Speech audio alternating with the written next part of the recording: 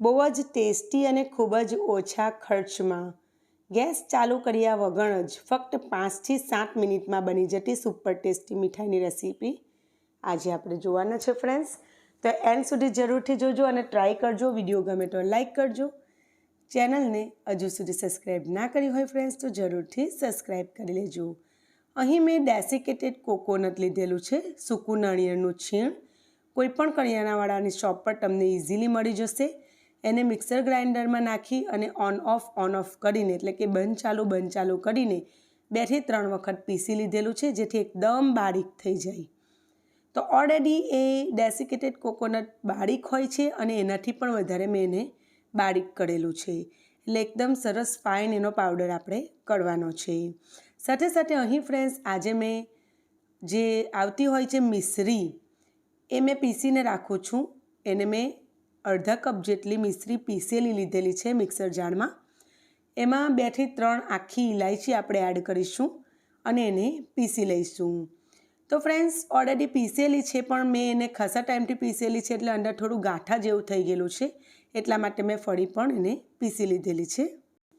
તમે એના જગ્યા પર ખાંડનો યુઝ પણ કરી શકો છો, અડધા કપ જેટલી ખાંડ। તો મેં જુઓ અહીં પીસેલી છે તે લગભગ અડધા કપ કરતાં થોડીક જ વધારે છે, તો એની સાથે મેં ઇલાયચી પણ પીસી લીધેલી છે, સરસ ફાઇન થઈ ગઈ છે। સાથે સાથે 1 કપ જેટલો મિલ્ક પાવડર એડ કરેલો છે। તો તમે કોઈ પણ બ્રાન્ડનો મિલ્ક પાવડર લઈ શકો છો, તો અમૂલનો, એવરીડેનો કોઈ પણ લઈ શકો છો। અને હવે હાથેથી મેં સારી રીતે બધું મિક્સ કરી લીધેલું છે એક વખતે। હવે એમાં થોડુંક દૂધ એડ કરીશું અને પછી આપણે એનો એક સખત લોટ બાંધીશું। તો ફ્રેન્ડ્સ દૂધ એકસાથે યુઝ નથી કરવાનું, મેં 1/4 કપ જેટલું લીધેલું છે પણ પહેલાં 3 ચમચી જેવું નાખ્યું છે। પછી બધું આ રીતે બાઇન્ડ કરીશ અને પાછી 2 થી 3 ચમચી જેટલું એડ કરીશ અને ફરી બાઇન્ડ કરીશ। એ રીતે જ્યાં સુધી એકદમ સરસ બાઇન્ડ નહીં થાય ત્યાં સુધી આપણે એને એડ કરીશું। અને આપણે એમાં ડેસિકેટેડ કોકોનટ નાખેલું છે, એનું નેચરલી પણ ઓઇલ છૂટું થતું હોય છે, એટલે આપણે બિલકુલ ઘી કશું જ નાખવાની જરૂર નહીં પડે અને ખૂબ જ ઇઝીલી આ રીતે કમ્બાઈન થઈ જશે। તો જો આ રીતે તમારે દબાવતા જઈને ફ્રેન્ડ્સ કમ્બાઈન કરવાનું, ભેગું કરવાનું અને જરૂર લાગે તો 1-8 ચમચી જેવું દૂધ એડ કરતા જવાનું। તો દૂધ એકસાથે એડ નહીં કરી દેવાનું અને બિલકુલ ઢીલો લોટ નહીં બાંધવાનો, બિલકુલ સખત બાંધવાનો છે આપણે એને, એટલે ઓટોમેટિક પછી સોફ્ટ થઈ જતો હોય છે કારણ કે એમાં ડેસિકેટેડ કોકોનટ છે, બરાબર। તો જો આ રીતે મસરીને હું તમને બિલકુલ સ્કીપ કર્યા વગર બતાવી રહેલી છું, જેથી તમને પરફેક્ટ મીઠાઈ બનાવવાની સમજ પડે। તો પહેલી જ વખતમાં ફ્રેન્ડ્સ 100% તમારી આ મીઠાઈ પરફેક્ટ જ બનશે અને બજાર કરતાં અડધા ભાવમાં અને એકદમ ચોખ્ખું ઘરમાં બનીને તૈયાર થઈ જશે। કારણ કે અત્યારે તહેવારોની સિઝન હોય છે ને ફ્રેન્ડ્સ, તે વખતે બજારમાં મીઠાઈઓમાં મિલાવટ બહુ આવતી હોય છે, એટલે ઘરમાં આપણે શુદ્ધ રીતે બનાવી લઈશું। અહીં મેં લોટ બાંધીને એક લોટનો 1 ભાગ અને બીજા 2 ભાગ કમ્બાઈન રાખ્યા છે।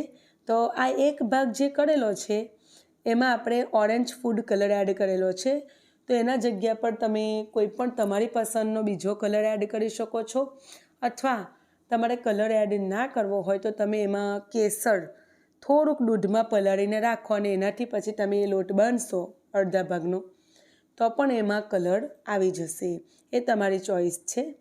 તો જો આ રીતે મેં ઓરેન્જ ફૂડ કલર એના ઉપર લગાવેલો છે અને બીજો વ્હાઈટ જ રાખેલો છે।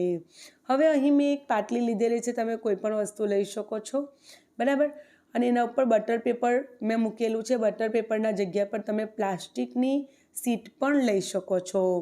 એના ઉપર આપણે જે 2 ભાગનું મિશ્રણ હતું તો એ લઈ લીધેલું છે, એને સરસ રીતે મસરી અને આ રીતે એને સહેજ આપણે હાથેથી પહેલાં ફેલાવી લઈશું, પછી આપણે વેલણની હેલ્પથી એને ફેલાવી લઈશું। તો તમે ઈચ્છો એટલું તમે એને ફેલાવી શકો છો। તો જો આ રીતે મેં બહુ વધારે પાતળું નથી કર્યું, જેથી રોલ વાળવામાં બિલકુલ આપણને અગવડ ના પડે। તો આ રીતે મેં થોડુંક હલકું ફેલાવી લીધેલું છે અને બાકીનું જે 1 ભાગનું મિશ્રણ જેમાં આપણે ફૂડ કલર ઓરેન્જ એડ કરેલો છે એને હાથેથી આ રીતે આપણે લંબાવી દઈશું અને લગભગ આપણે વણેલું છે એટલી સાઇઝનું કરીને વચ્ચે મૂકી દઈશું। અને હવે જુઓ આ રીતે બટર પેપરની હેલ્પથી જ આ રીતે થોડુંક વાળીને એને આવી રીતે એકબીજા પર ચિપકાવી દીધેલું છે અને બીજી બાજુ પણ એ જ રીતે આપણે કરી લઈશું.